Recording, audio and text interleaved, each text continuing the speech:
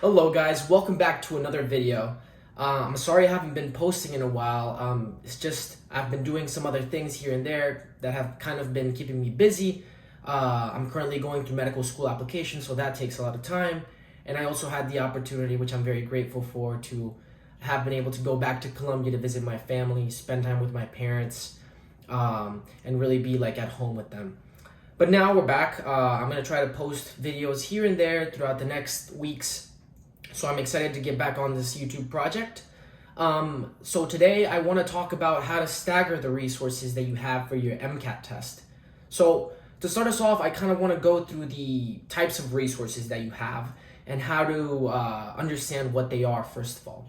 So one thing that we have to keep in mind before we go straight into that is to realize that the MCAT has two phases, regardless of how long you're going to study for it, whether it's like a 6-month plan, a 3-month plan, a 10-week plan, a summer plan, anything. It's going to be divided into a content review phase and a practice phase. So for content review, you have basically two resources. You have content review books, and you have spaced repetition programs like Anki that allow you to maximize the amount of content you can retain. So to maximize your retention of content. And for the practice phase, you have question banks, which are directly practice, or you also have simulation resources like full-length exams that allow you to get a sense of what the actual MCAT is like. So just to kind of understand what those four things are, so you have the content review books, which are usually by companies like Kaplan and Princeton Review. It's a 7-book set that covers most of the things you see on test day. So that's like content review, right?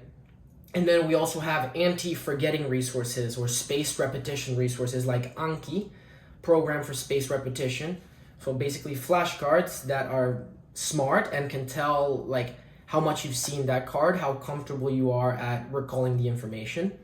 And so there's a lot of decks that are pre-made and you can download from the internet that you can use as an advantage to your own prep so that you don't have to waste time making the cards yourself. And in terms of practice resources, we have the UWorld question banks and the AAMC question packs. And in terms of simulation, you have the AAMC full-length exams, as well as the Blueprint full-length exams, which are also a great resource. So let's see how we're going to stagger these resources over whatever period you choose to study. So where you want to start is with the content review. I have another video that covers what I think about the exam in terms of why prioritizing content review is not a good strategy and you should prioritize practice over anything. But basically, you want to start with content review to sort of familiarize yourself with everything that could be asked and build those frameworks that I discuss in a different video. So you start off with content review, where basically you're just going through the books, either reading them, annotating them directly on the book, either taking your notes somewhere else or something like that. And then what you're going to do at some point is that you want to incorporate spaced repetition. You want to incorporate Anki so that you start retaining a lot of information and maximizing the amount of stuff that you can memorize in the long term. So you're reading books, and at some point during reading those books for content review, you bring in Anki where you space repeat those flashcards so that you maximize that retention. So at that point, you have two things. You're reviewing content, and you're also staggering on top of that the Anki decks pre-made from the internet. And so you're doing that at the same time. Eventually, you're going to be done with the books. So at that point, you're only left with Anki. Whenever you're only left with Anki, that's when you bring in UWorld. So that's when you start your practice phase. When you bring in UWorld is a 2,500 question bank that allows you to basically practice most of the things that could be tested on test day. And that allows you to get a sense also of the timing, of the type of question, of how to apply all of the things that you've been reviewing and memorizing. And so you now have the pairing of UWorld and Anki at the same time. And so now you have those two resources staggered. And basically at some point during that, you also want to find a way to pair them up. I also discussed that in my previous video, how to pair up UWorld and Anki. So if you want to learn more about that, make sure to go check that out as well.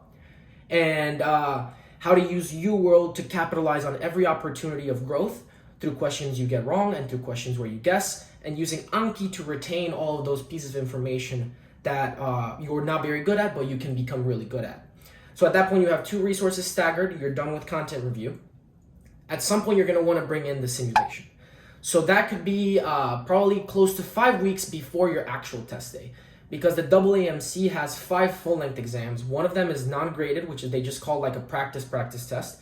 And then the other 4 are full-length practice tests that give you an actual grade that is a good predictor of what you get on test day.